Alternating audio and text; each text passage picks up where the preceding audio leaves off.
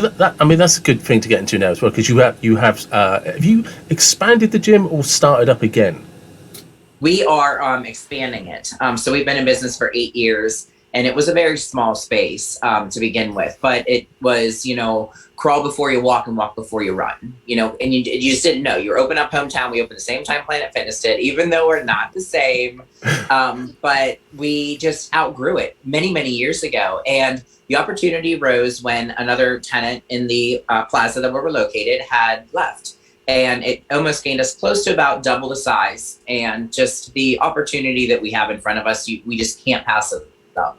I mean, we know what we can do, and we have a lot of different things that are coming to it. So we're really excited to get that moving. But that's after my show.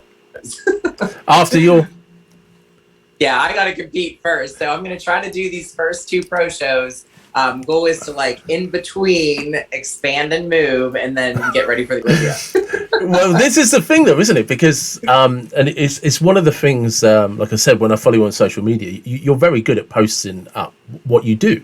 You know what I mean? It's not just training.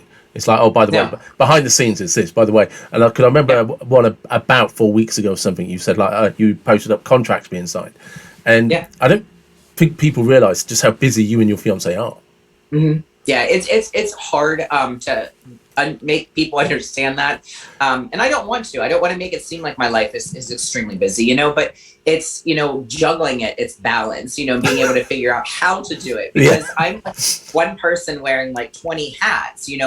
I own or operate a business. I'm expanding a business. We have Harlan's Elite Customs, which is the t-shirt shop. We also have Harlan's Elite Personal Training. So we do in-house training and online training, plus getting myself ready, for prep, and any other day life, we even get a chance to do any of our hobbies that we like to do. But it's balancing it out, trying not to become overwhelmed, which, does happen more than not. But it's tough to explain to somebody, at the gym, if you're there, you're working, and you're either in the office for a reason, or then you're on the floor with the client, and you really got to try to juggle and keep yourself just in a really positive mode all day long.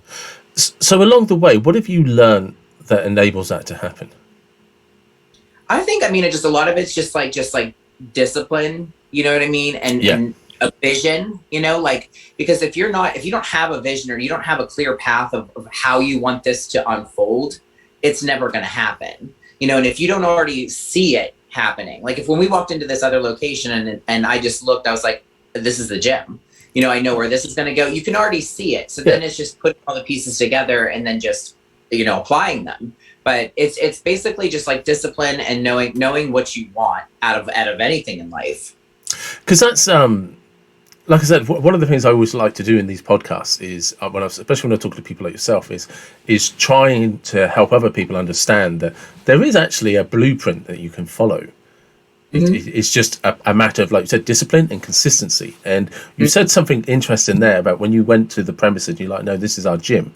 And if people, and I'll put the links in the description to your website, because there's actually a video of it looked like an office space. And you can see there's a bulldozer or something, and actually walls are getting ripped out. Yeah.